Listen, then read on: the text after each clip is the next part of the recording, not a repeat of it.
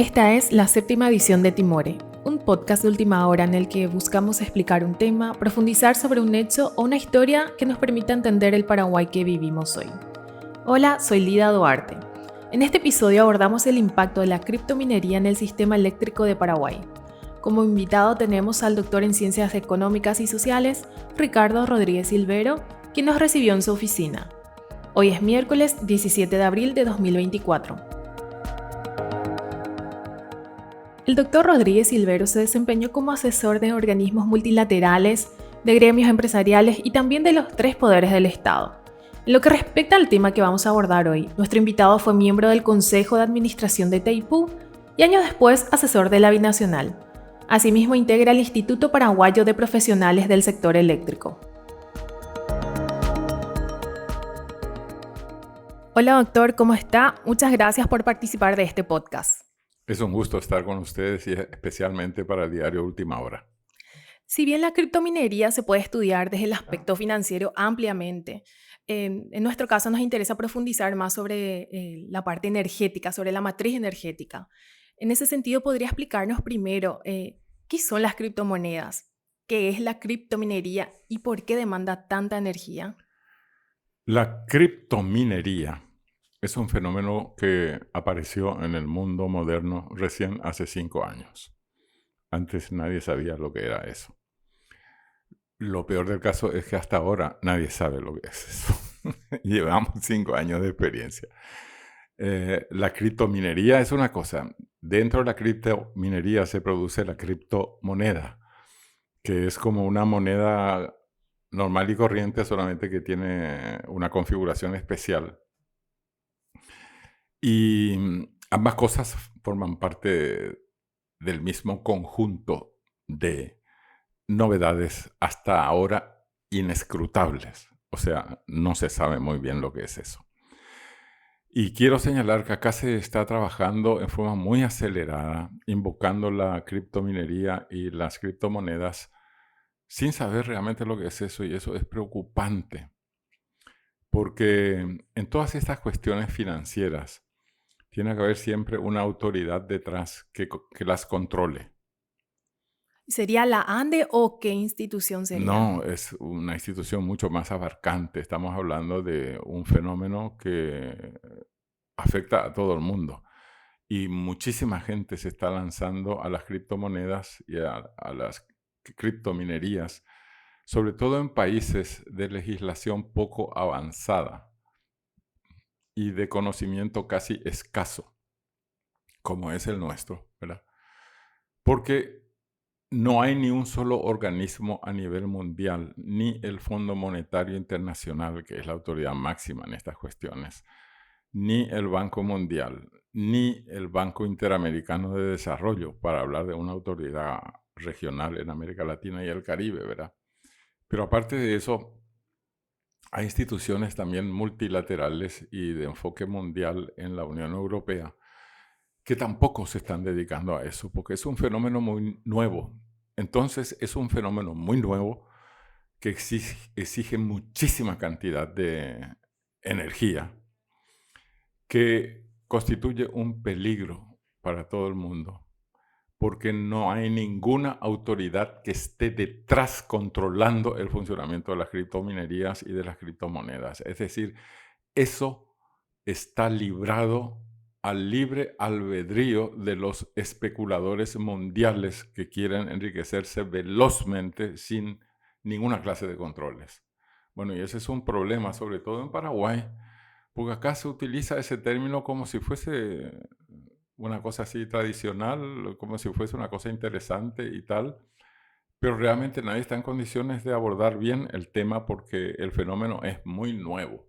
Entonces, lo que yo podría decir como profesional de la economía y de las finanzas es que tengamos muchísimo cuidado en el tratamiento que le damos a la criptominería y a las criptomonedas, porque mientras no estén siendo controladas por ningún organismo mundial que se dedique a estas cosas, eso quiere decir que los que promueven las criptominerías y las criptomonedas están exagerando con propuestas cuyos controles no existen. Aún con esta falta de regulación, hay alrededor de 45 empresas que operan de manera legal a través de contratos con la Administración Nacional de Electricidad. Así Y mismo. según el Senado, genera alrededor de 100 millones de dólares anuales. ¿Cómo observa este negocio para nuestro país y por qué igualmente, aunque pueden funcionar de manera legal con una energía barata, existen las granjas ilegales?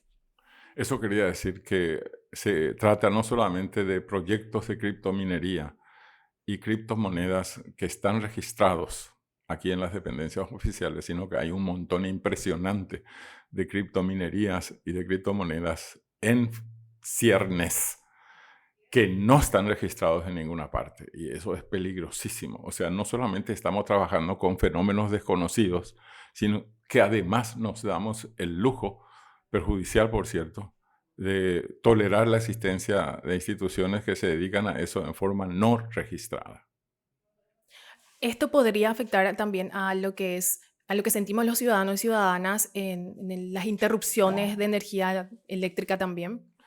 Las interrupciones de energía eléctrica es el síntoma más claro de que la Administración Nacional de Electricidad está haciendo algo insuficiente o algo mal en la formulación de su plan maestro.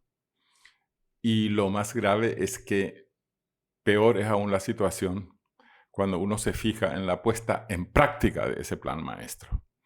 Ese plan maestro concebido por la Administración Nacional de Electricidad, que es la autoridad oficial en la materia, no está siendo ejecutado como debería ser ejecutado y además no está actualizado.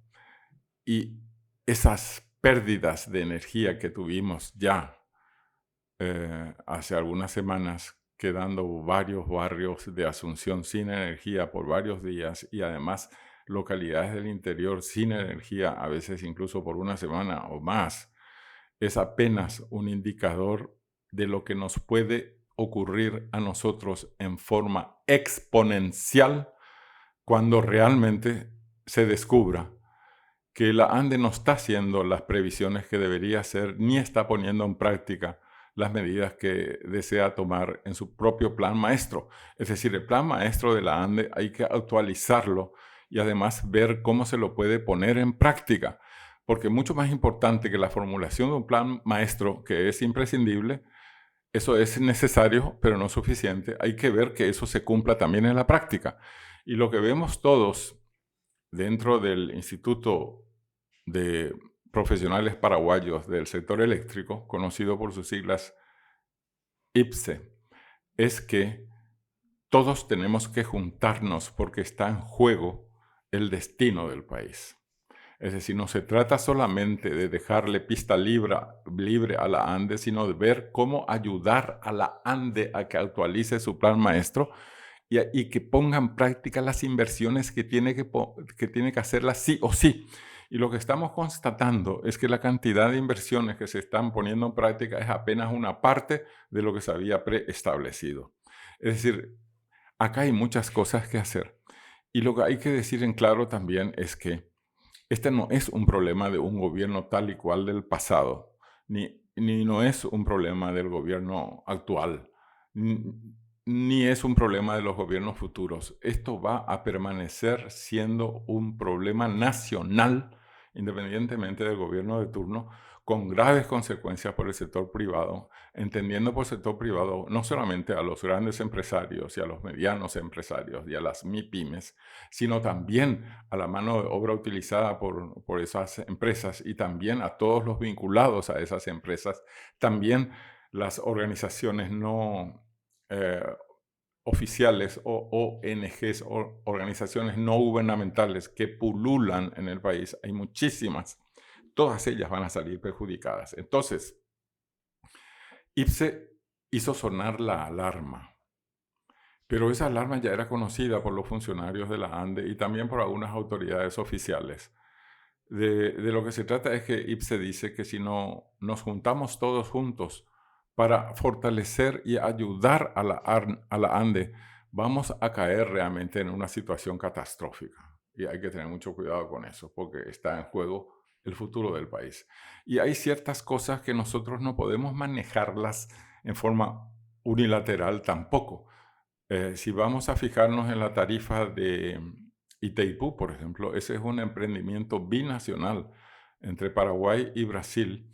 Depende de que ambos gobiernos se pongan de acuerdo en la tarifa. Ahí tampoco puede el Paraguay, por su lado, hacer lo que se le antoja con la tarifa.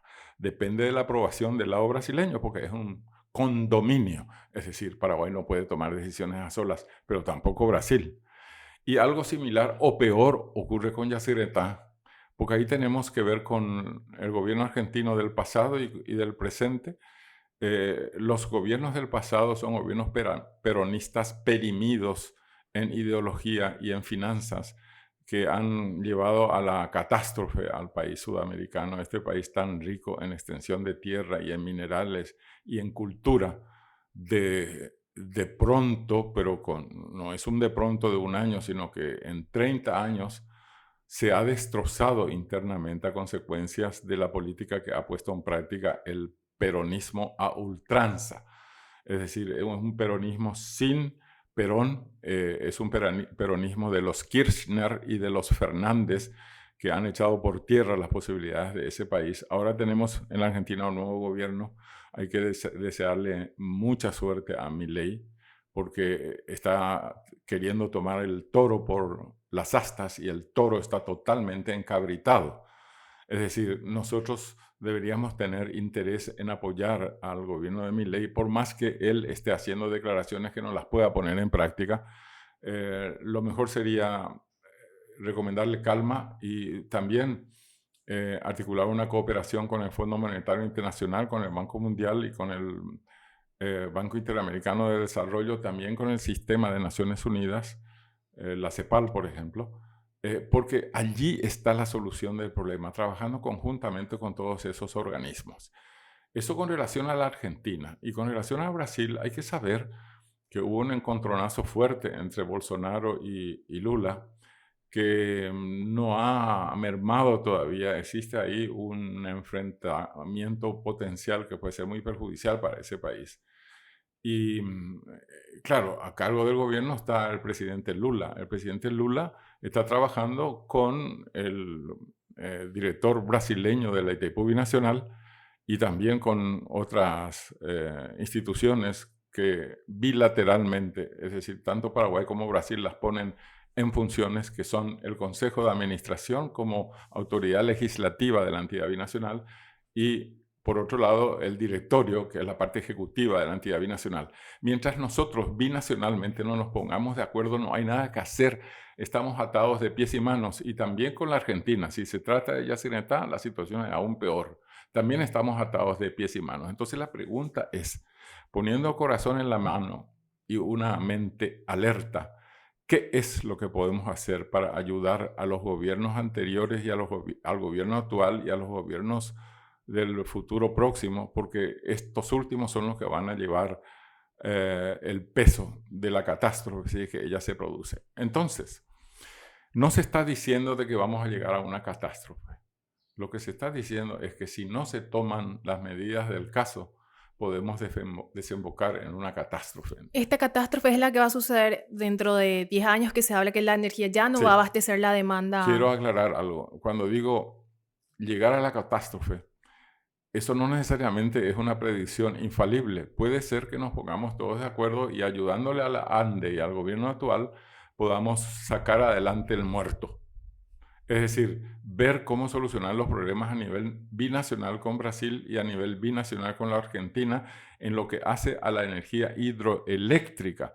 Pero también hay muchas otras opciones de producción de energía que hay que considerar. Por eso yo creo que cuando se habla de cuestiones energéticas, hay que incluir no solamente a la energía hidroeléctrica, sino también a todas las otras alternativas que hay, como la energía eólica, la energía solar y muchos otros tipos nuevos de tecnologías que nos pueden ayudar a salirnos de la catástrofe. Entonces la pregunta es, si hay que tomar medidas, la pregunta clave es, ¿cuáles son esas medidas que hay que tomar? Bueno, y es allí donde tenemos que juntarnos todos independientemente de ideologías, independientemente de partidos políticos, tenemos que articular alianzas a nivel internacional y ver cómo sacar al país a salvo de estas amenazas que nos preocupan muchísimo a todos.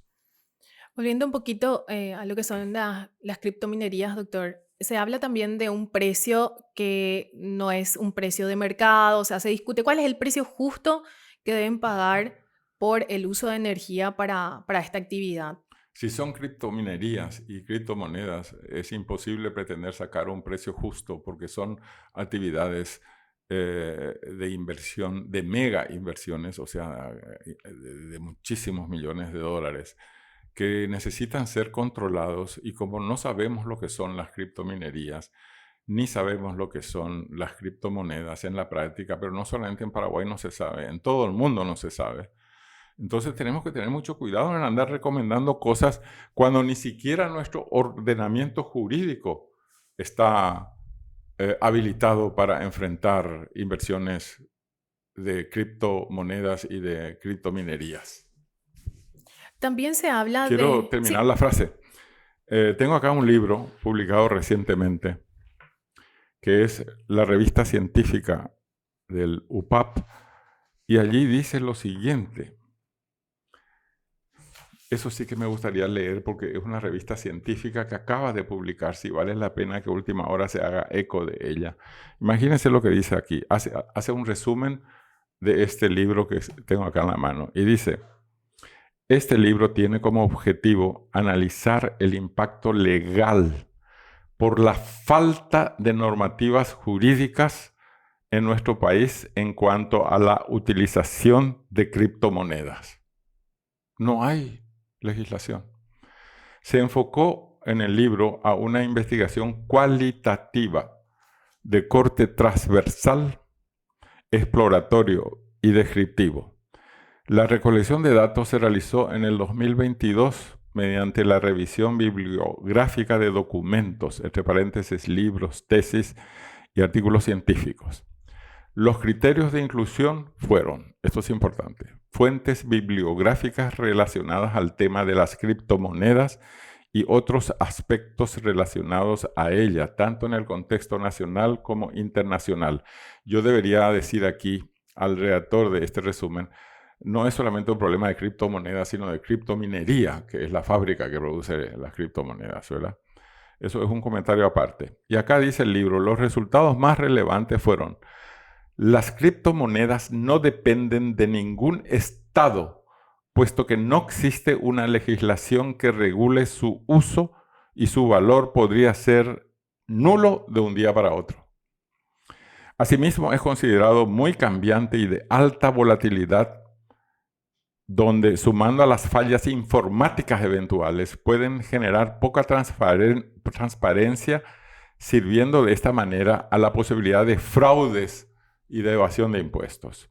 Se concluye, esto es el titular, que Paraguay tiene posibilidades de avanzar económicamente a través de los nuevos medios virtuales siempre y cuando cuente con leyes jurídicas que regulen su uso en el mercado nacional. En otras palabras, y en una sola frase, no tenemos normas jurídicas que puedan regular la actividad de las criptominerías y de las criptomonedas. y eso debe existir, doctor, a pesar de que de manera internacional tampoco se está Y regulando. por eso mismo, porque no se regula ni a nivel mundial, no podemos pretender nosotros a nivel Paraguay solucionar la cuestión. Aquí la cosa es sine qua non. Es decir, si no hay normas jurídicas que regulen eso, ni en Paraguay ni a nivel mundial, cuidado con coquetear con criptominerías y criptomonedas. Es un fenómeno totalmente desconocido y descontrolado. Tenemos que elaborar un proyecto de ley referente a la energía para que las reglas de juego sean claras, para que haya previsibilidad, garantía y sea una herramienta para la inversión y que la energía sea una palanca de desarrollo para generar empleo en el Paraguay. Pues bien, vuelvo a aclarar, las dos cosas se pueden hacer. Que inviertan las criptomineras y si hay otro tipo de emprendimiento mejor, adelante. pues se les priorizará a otras. También, doctor, en el Senado se aprobó justamente la semana pasada un proyecto de declaración que apunta a vender los excedentes de energía de Itaipú a estas empresas de criptominería en vez de venderle como hacemos actualmente al Brasil. Pero ahí me reitero en lo que ya dije anteriormente. Exactamente. Yo digo, para no sacar contundencia a lo que hemos dicho en estos 15 minutos, yo creo que deberíamos dejarlo acá nada más, porque de lo contrario vamos a dispersar el poder de persuasión de los argumentos jurídicos que hemos utilizado y de los argumentos eléctricos que hemos utilizado para advertir sobre el nefasto precedente que puede constituir el país si es que se mete en criptominerías y en criptomonedas. Pero aparte de eso, hemos señalado un montón de cosas también respecto a las alarmas que nos señalan que si nos tomamos al toro por las astas en el apagón de luces que cada momento anuncia una catástrofe próxima, y realmente puede llegar esa catástrofe. Pero acá nadie es pesimista. De lo que se trata es de juntarnos todos, brindar información, como lo está haciendo ahora Última Hora y otros medios, a ver si podemos detener la predicción nefasta de que los indicadores analizados anuncian para el futuro próximo.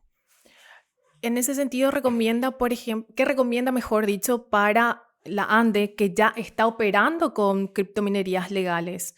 Debería concentrarse, parar esas negociaciones y concentrarse en otras cuestiones de fondo que usted estaba mencionando. Y no podemos meternos en algo que no está legislado, no existen normas jurídicas ni en Paraguay ni en el mundo. ¿Para qué meterse en ese tipo de negocios oscuros, siniestros y peligrosos? Mejor nos dedicamos a los negocios que son legales. Por ejemplo, ¿qué podemos hacer nosotros en Paraguay en materia de diversificación para aumentar nuestra capacidad de abastecimiento de energía sin recortes ni peligros a toda la población? Muchas gracias, doctor, por participar de este podcast. Ha sido un gusto estar con ustedes, pero realmente. Este episodio fue producido y conducido por Lida Duarte.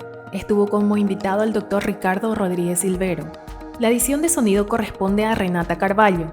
En la coordinación editorial estuvieron Hilda Rodríguez y Fernando Boxia. Nos pueden encontrar en todas las redes sociales de Última Hora, en nuestro sitio web www.ultimahora.com, así como en Spotify o en su plataforma de podcast de preferencia. Muchas gracias por escucharnos y hasta el próximo episodio.